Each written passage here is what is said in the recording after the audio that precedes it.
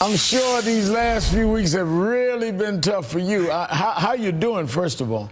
Well, I'm doing great. I'm holding on. How have you been managing through all of these emotions the last couple of weeks? I have supporters. I never hear the disappointments. I heard all the, oh, you did this on the judgment. But I stay with my supporters. I have my attorney, I have my family that hold on. So I kept holding on to now. You were the last one to talk with him, and I know that had to mess with you with anybody.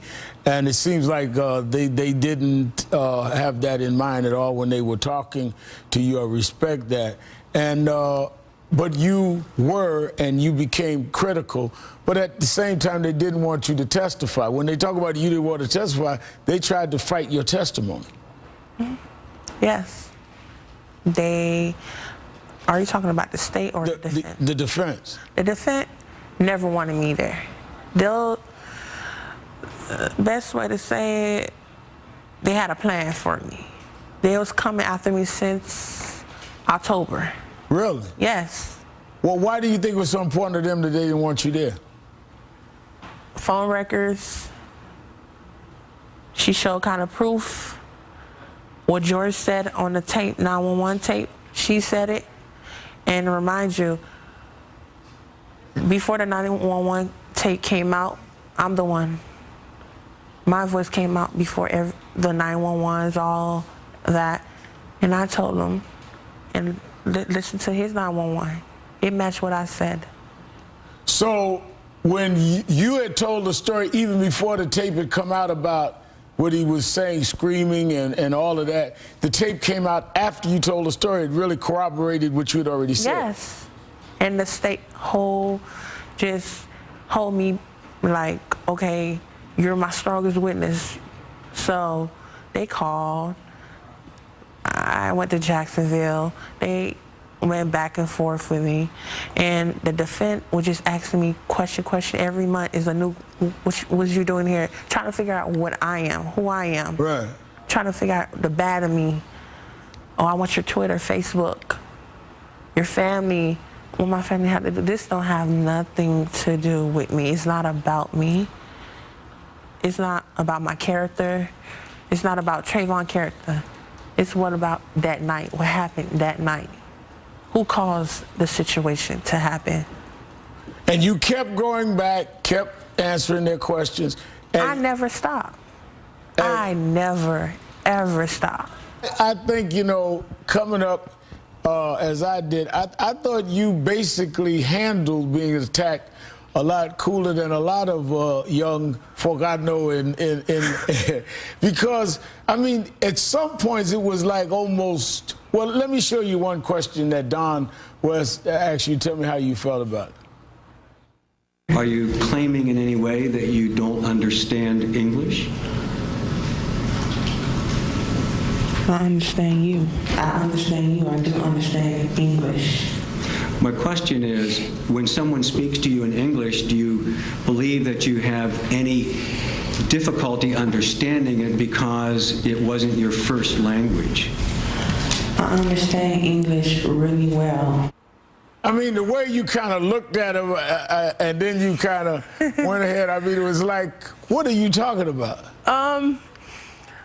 That day, I know, well, the day before I had to deal with Don, I already know what he was coming after, so I had to show him more respect. That's when the yes sir started. And when Don had asked me that question, and I had been talking English with him for that long, right?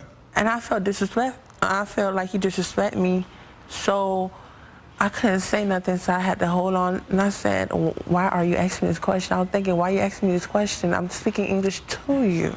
And have had conversations with him leading up into the trial. And this never came up. This never came up. So now, if you were pre-interviewed by the defense and the prosecutor and it didn't come up, why does he come up and bring it into trial? Did you think he was trying to attack me? And for what? To try to rattle you on the stand? Yeah, to try to get me angry. To Just show the jury, look at her. She angry, she a friend.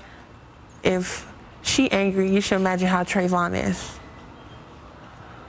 As you sat there, you knew, and you're saying this by your statement, that you were representing Trayvon, that in many ways, being the friend that you were to him, they were going to judge Trayvon's character by you, which was a real burden that you had to carry that you didn't ask for.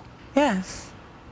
Yes. How did you feel when you saw that Instagram photo of Don and his daughters spoofing on you? Well, you know what? At first, I was angry. That's an adult. You shouldn't act that way to a teenager. And he was coming after me. Right now, I'm over it. He's an adult. He have his life. I have my life. That don't have nothing to do with me. That don't hurt me at all. But that was disrespectful. And I'm better than that. Right. I forgot it. I'll leave it alone. Don is Don. He'll do what he wants, so I'll do what I want. So he could post all he wants. To me, I won. You won? I won. How'd you win? A teenager. I'm a teenager. Don, how the jury think of an African-American teenager? They supposed to be cussing. I did not even curse Don. I didn't show him a lot of respect because he was acting childish. He was acting ridiculous. Questions. Back and forth, back and forth. But I kept my ground. I stand strong. I never curse. I know the first day was, oh my God, I couldn't deal with him no more. But I still held on to him. You're not gonna break me.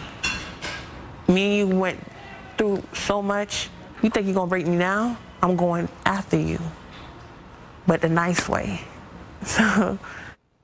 Do you feel, as you said, you talk to your supporters, you feel that a lot of people may have attacked you, but you know a lot of people around the country are standing up supporting you as well? Yes. And people who are attacking me, they're not in my place. They gotta imagine if that was them, my age, would they do it? The whole world watching you. So nobody felt how I felt. Day before I testified, I did not sleep at all. Trying to figure out how I'm gonna do this, Okay, what he gonna ask me? Because I know Don. When they said hour, I didn't believe that. I had believed it gonna be 3 hours. It became 5 hours. So I don't understand what people that were saying, oh, why she didn't do this? Why she did? She lying. If that was you, would you do it? You got to understand, testified, and Zimmerman didn't. No. And people, the whole world judging me. You're judging me. And the person who shot Trayvon did not even testify. Well, what do you think about that? That's not a real man. If you were, say, not guilty, you'll come up and tell your story. Right. This what happened. This what happened. You'll just not stand there, just look like, oh, I ain't do nothing. I ain't do nothing wrong. Do you think there was a cultural disconnect where they just didn't understand? Because what you were saying to me, I understood. I mean, what you were saying, testifying, I understood. People that I know understood. I mean, I couldn't understand what they were talking about. I mean, now, you know, I've always been against young folk, including my daughters, using the N-word and cracker word, though I've used it when I was younger. But, I mean, we understood that wasn't trying to make a race statement. That's just the way some of y'all talk, though we kind of tell y'all not to. Some we talk is our culture. I'm not saying teenagers use it every time. Teenagers use it with teens, but they don't use it about with their parents. That don't have nothing to do with the case. You knew Trayvon. People see him as a symbol others see him as a caricature, but you knew him. He was your friend. Yeah. Tell people what kind of person was Trayvon. Trayvon was a laid-back person. And was he a guy that got into mischief? Was he a guy that you should be afraid of? Was he a guy that looked suspicious? I mean, you hung out with him to some degree. I want to say Trayvon looks suspicious. If you look at Trayvon, you can know that's a teen.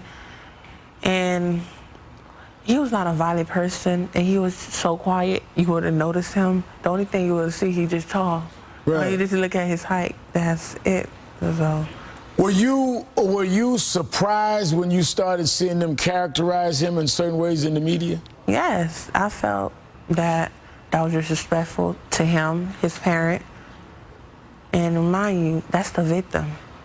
He died. He didn't ask for that. Where were you Saturday night when you heard the verdict? I was at my auntie's house. What'd you think? What'd you feel? 16 months. Well, I think 17 months. Work hard. Trying to make sure this is a case. Guilty case. Trying to show Trayvon was the good guy. Trayvon was minding his own business. 6 jurors.